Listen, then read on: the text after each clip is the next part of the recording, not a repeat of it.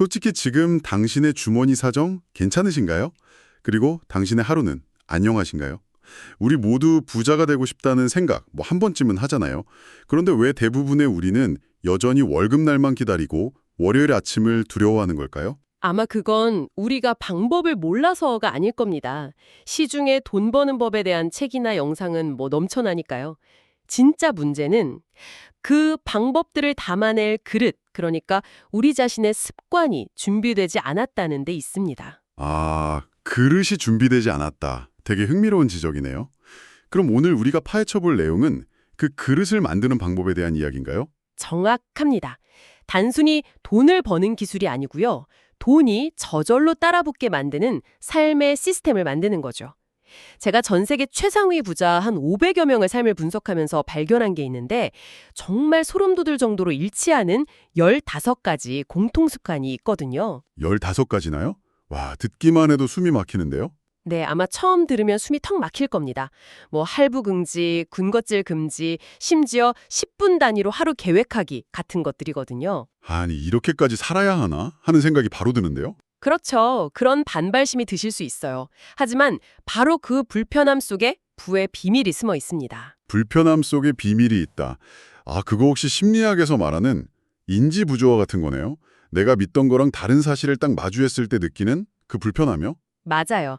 대부분은 에이, 저건 특별한 사람들이나 하는 거지 하면서 그냥 외면해버리죠. 네네, 합리화하면서요. 하지만 그 불편함을 정면으로 마주하는 그 소수만이 삶의 주도권을 잡게 되는 겁니다. 이 습관들의 핵심 철학은 아주 간단해요. 물리학의 엔트로피 법칙 아시죠? 씁니다. 청소하지 않으면 먼지가 쌓이고 잡동사니가 늘어나는 것처럼요. 인생도 똑같습니다. 의식적으로 통제하지 않으면 우리의 시간, 돈, 정신 전부 무질서하게 흩어져 버려요. 아, 이 15가지 습관은 그 무질서에 맞서서 내 인생에 아주 강력한 질서를 부여하는 행위입니다. 이건 뭐 절약이나 짠테크 같은 개념이 아니에요. 그럼 뭔가요? 당신의 가장 소중한 자원인 시간과 에너지를 가장 가치 있는 것에 집중 투자하라는 어떻게 보면 아주 냉정한 요구인 셈이죠. 좋습니다. 그 냉정한 요구, 첫 번째부터 한번 들어보고 싶네요. 첫 파트가 삶의 통제권을 되찾는 기술에 대한 이야기라고 들었어요. 네, 바로 할부 금지와 군것질 금지입니다. 이 두 가지는 사실 같은 뿌리에서 나온 습관이에요. 경제학에 시간 선호라는 개념이 있거든요. 시간 선호요? 잠깐만요. 그거 쉽게 말해서 오늘 마시멜로 하나 먹을래? 아니면 내일까지 기다렸다가 2개 먹을래? 하는 그 유명한 실험 같은 건가요? 와, 완벽한 비유입니다. 바로 그거예요. 당장 눈앞의 달콤함을 못 참는 성향이라는 거죠.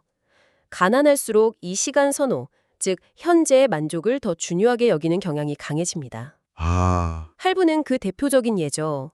사람들은 할부를 그냥 유용한 금융상품이라고 생각하지만 그 본질은 미래의 내 소득과 자유를 담보로 현재의 욕망을 채우는 행위입니다. 와, 생각해보니까 그러네요.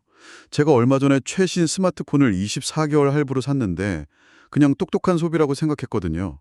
근데 지금 말씀은 제가 미래의 저에게 24개월짜리 족쇄를 채운 거라는 뜻이잖아요. 그렇죠. 기분이 좀 이상해지시죠. 그건 24개월 동안 당신이 벌 돈의 일부를 이미 현재에 다 써버렸다는 뜻이고 그만큼 미래의 선택지가 줄어들었다는 의미입니다. 아, 군것질도 마찬가지예요. 이건 영양학의 문제가 아니라 뇌과학의 문제입니다. 스트레스 받을 때 생각 없이 집어드는 과자 한 조각. 그건 진짜 배고픔이 아니라 값싼 쾌락을 갈구하는 뇌의 명령에 굴복하는 행위죠. 뇌의 명령이요? 네. 혀끝에 3초짜리 쾌락을 통제하지 못하는 사람이 어떻게 거대한 시장의 흐름을 읽고 통제하겠습니까? 3초의 쾌락이냐? 30년의 자유냐? 이런 문제군요. 그럼 멍 때리는 시간이나 목적 없는 휴식도 금지라는 건 아니, 이건 좀 너무한 거 아닌가요?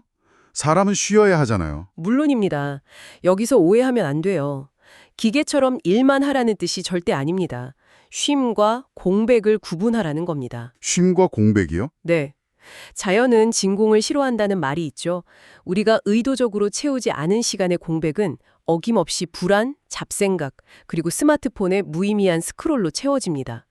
이게 바로 시간의 엔트로피죠. 아, 그럼 부자들은 어떻게 쉬는데요? 그 사람들은 휴가도 안 가고 그냥 계속 일만 하나요? 아니요. 그들은 누구보다 잘 쉽니다. 다만 생산적으로 쉬죠. 대부분의 사람들은 현실의 고통을 잊기 위해, 즉 도피하기 위해 휴식을 취합니다. 도피하기 위해서? 하지만 부자들은 현실을 확장하기 위해 휴식을 활용해요. 예를 들어 17세기 유럽 귀족 자제들이 떠났던 그랜드 투어는 단순한 관광이 아니었습니다. 다른 나라의 언어, 문화, 정치를 배우고 인맥을 쌓는 거대한 학습의 장이었죠. 아, 휴식의 목적 자체가 다른 거군요. 하나는 현실로부터의 도피고 다른 하나는 현실의 확장. 맞습니다. 진짜 놀이는 나를 고갈시키는 소비가 아니라 나를 재충전시키는 창조에 가깝습니다. 넷플릭스를 10시간 정주행하고 나면 에너지가 넘치나요? 아니면 더 피곤한가요? 아, 더 피곤하죠. 그렇죠. 반대로 평소 배우고 싶던 악기를 1시간 연습하거나 친구와 깊이 있는 전략 보드게임을 하고 나면 어떻습니까? 그게 바로 도피성 휴식과 생산적 휴식의 차이입니다. 그렇군요. 첫 파트만 들었는데도 머리를 한 대 맞은 것 같아요. 내가 소비라고 생각했던 많은 것들이 사실은 미래의 자유를 갉아먹는 행위였고 휴식이라고 믿었던 것들이 실제로는 나를 더 지치게 만드는 공백이었다는 거니까요. 자, 그럼 이런 일상의 통제력을 갖췄다고 해도 살다 보면 예기치 못한 위기는 찾아오잖아요? 다음 파트는 바로 그 위기에 대한 이야기라고요? 네, 두 번째 키워드는 위기 관리와 시간의 밀도입니다. 여기서 가장 먼저 나오는 습관이 많은 분들을 아마 의아하게 만들 겁니다. 바로 전 재산의 30% 이상을 현금으로 보유하라는 겁니다. 30%나요? 요즘 같은 인플레이션 시대에 현금을 들고 있는 건 그냥 앉아서 돈의 가치를 잃는 거나 마찬가지라고들 하잖아요. 맞아요. 다들 영끌해서 투자하는데 정반대 조언이죠. 네, 그래서 더 궁금한데요. 그래서 더 중요합니다. 여기에는 안티프레질이라는 개념이 숨어 있습니다. 깨지기 쉬운의 반대말인데 단순히 튼튼하다는 뜻이 아니라 충격을 받으면 오히려 더 강해지는 성질을 의미하죠. 충격을 받으면 더 강해진다. 예를 들면 어떤 게 있을까요? 우리 몸의 근육이요. 운동으로 근섬유에 상처를 주면 몸은 그걸 회복하면서 전보다 더 크고 강한 근육을 만들죠. 그게 바로 안티프레질입니다. 아, 근육처럼요? 네. 경제 위기나 팬데믹 같은 예측 불가능한 충격이 왔을 때 전 재산이 주식이나 부동산에 묶여 있는 사람은 파산합니다. 팔고 싶어도 팔 수가 없고 헐값에 던져야 하죠. 아, 하지만 현금을 쥐인 사람은 그때가 기회가 되는 거군요. 바로 그겁니다. 모두가 공포에 질려 우량 자산을 헐값에 던질 때 그 사람에게는 그 위기가 역사상 가장 큰 박앤세일 기간이 되는 겁니다. 와, 이 30%의 현금은 단순한 돈이 아니에요. 위기를 기회로 바꾸는 입정권이자 남들이 공포에 떨 때 과감하게 베킹할 수 있는 용기의 탄원인 셈이죠. 평소에는 또 내 삶이 시장에 등락에 흔들리지 않게 잡아주는 묵직한 낫이 되어주고요. 현금을 위기를 기회로 바꾸는 옵션으로 본다는 관점이 정말 새롭네요. 그럼 시간의 밀도를 높이는 습관은 어떤 건가요? 10분 단위로 계획을 세워라 같은 거요? 솔직히 고백하자면 저도 그런 거 한번 해봤거든요. 30분 동안 다음 2시간 계획을 완벽하게 짜놓고는 그 완벽한 계획에 압도당해서 그냥 유튜브를 봐버렸어요. 하하, 정말 많은 분들이 그런 경험을 하죠. 그건 계획 자체를 너무 거창하게 생각해서 그렇습니다. 10분 단위 계획의 핵심은 완벽한 스케줄을 만드는 게 아니에요. 그럼 뭐죠? 지금 뭐 하지? 라고 고민하는 시간을 없애는 데 있습니다. 우리 뇌는 끊임없이 선택을 하면서 결정 피로라는 에너지를 소모하거든요. 아침에 무슨 옷을 입을지, 점심에 뭘 먹을지 이런 사소한 것들조차 에너지를 갉아먹죠. 맞아요. 정말 중요한 결정을 해야 할 오후쯤 되면 이미 지쳐있을 때가 많아요. 10분 단위 계획은 그 에너지 누수를 막아주는 겁니다. 미리 정해진 계획이 있으면 뇌는 고민 없이 바로 몰입 상태로 들어갈 수 있어요. 아, 자투리 시간에 스마트폰을 보는 게 왜 최악의 휴식인지 아세요? 그 행위 자체가 뇌에 인지적 전환 비용이라는 걸 발생시켜요. 인지적 전환 비용이요? 네. A라는 일에 집중하던 뇌를 억지로 꺼내서 B라는 자극에 노출시켰다가 다시 A로 돌아오게 하는 과정에서 엄청난 에너지가 낭비되는 거죠. 쉴 땐 확실히 쉬고 일할 땐 확실히 일하는 것. 이 온, 오프의 명확성이 삶의 해상도를 결정합니다. 결국 게임이나 목적 없는 TV 시청을 금지하는 것도 같은 맥락이겠네요. 뇌를 쉬게 하는 게 아니라 값싼 도파민으로 더 피곤하게 만드는 행위라는 거죠. 정확합니다. 이건 값싼 도파민과의 전쟁 선포입니다. 우리는 지금 관신 경제 시대에 살고 있어요. 당신이 넷플릭스를 보고 SNS를 스크롤하는 동안 거대 기업들은 당신의 주의력을 데이터로 뽑아내서 돈을 벌고 있습니다. 제가 상품이 되는 거군요. 네, 당신은 소비자가 아니라 상품이 되는 겁니다. 게임 속 레벨업은 가짜 성취이고 드라마 속 주인공의 삶은 대리만족일 뿐이죠. 부자들은 본능적으로 압니다. 가상현실의 왕보다 진짜 현실의 고단한 보병이 낫다는 것을요. TV를 끄는 순간 비로소 당신 인생이라는 진짜 드라마가 시작됩니다. 듣고 있으니 가슴이 뜨끔하네요. 어쩌면 제 인생의 드라마가 아직 시작도 못한 걸지도 모르겠다는 생각이 들어요. 이 불편함이 변화의 신호겠죠. 자, 그럼 마지막 파트로 넘어가 보죠. 내 인생의 통제권을 잡고 위기를 관리할 준비도 됐어요. 그 다음은 뭔가요? 마지막은 성장과 연결입니다. 바로 하루 2시간 이상 공부와 하루 1시간 이상 운동이 그 시작이죠. 공부와 운동이요? 네, 이 둘은 별개가 아닙니다. 나라는 존재의 소프트웨어와 하드웨어를 동시에 업그레이드하는 작업이에요. 소프트웨어와 하드웨어의 동기화라. 와, 재밌는 표현이네요. 뇌과학의 신경가소성이라는 말이 있습니다. 뇌는 나이가 들어도 죽을 때까지 계속 변하고 발전할 수 있다는 개념이죠. 공부는 단순히 지식을 쌓는 행위가 아니에요. 새로운 정보를 받아들이고 연결하면서 굳어가는 뇌의 회로를 유연하게 만드는 생존훈련입니다. 아, 뇌를 훈련시키는 거군요. 그렇죠. 그리고 운동은 그 훈련의 효과를 극대화하는 촉매제고요. 운동이 뇌에 직접적인 영향을 주나요? 네, 운동을 하면 뇌에서 BDNF라는 신경 영양 물질이 분비되는데 이걸 쉽게 뇌세포의 비료라고 부릅니다. 뇌세포의 비료요? 네, 이 비료가 있어야 새로운 뇌세포가 자라고 서로 연결될 수 있어요.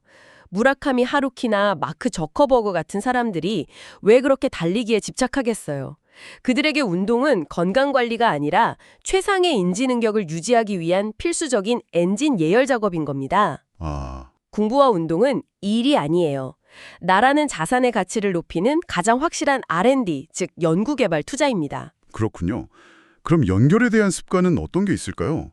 하루 10명 이상과 깊이 있는 대화라는 항목이 있던데 솔직히 이건 좀 비현실적으로 들려요. 특히 저 같은 내향인에게는 하루에 10명과 대화하는 것 자체가 엄청난 스트레스거든요. 좋은 지적입니다. 여기서 핵심은 숫자 10이 아닙니다. 깊이죠. 깊이요? 네. 내 생각은 혼자 있을 때 성장하는 게 아니라 다른 사람의 생각과 부딪힐 때 비로소 단단해지고 발전합니다. 헤겔의 변증법에서 말하는 정, 반, 합의 과정처럼요. 내 생각, 정이 타인의 반대 의견, 반과 격렬하게 충돌하면서 더 높은 차원의 결론, 합에 도달하게 되는 거죠. 아, 그럼 굳이 많은 사람을 만날 필요는 없다는 거네요? 그렇습니다. 무의미한 잡담을 나누는 10명보다 내 의견에 정면으로 반박해 줄 수 있는 한 명과의 대화가 훨씬 가치 있습니다. 주변에 그런 사람이 없다면 책을 통해 저자와 대화하는 것도 훌륭한 방법이고요. 중요한 건 내 생각의 틀을 깨려는 의지, 즉 지적으로 확장하려는 태도군요. 맞습니다. 그런 의미에서 투자 전 10가지 이유를 논리적으로 정리하라는 습관도 같은 맥락이죠. 아, 메타인지, 즉 나 자신을 객관적으로 보는 훈련이라는 말씀이시죠? 이게 정말 좋은 투자일까가 아니라 내가 왜 이걸 좋은 투자라고 생각하고 있지? 라고 한 발 떨어져서 질문하는 능력이요. 바로 그겁니다. 감이나 소문에 의존하는 대신 10가지 이유를 글로 써보는 행위는 내 뇌의 감정적인 시스템을 끄고 이성적인 시스템을 강제로 켜는 스위치입니다. 이 필터링을 거치지 않은 투자는 그냥 도박일 뿐이죠. 드지로 마지막 습관이네요.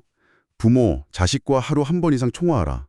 지금까지 나온 냉철하고 이성적인 습관들과는 결이 좀 다른 것 같아서 의외인데요. 가장 이질적으로 보이지만 사실은 이 모든 것을 완성하는 가장 중요한 습관일 수 있습니다.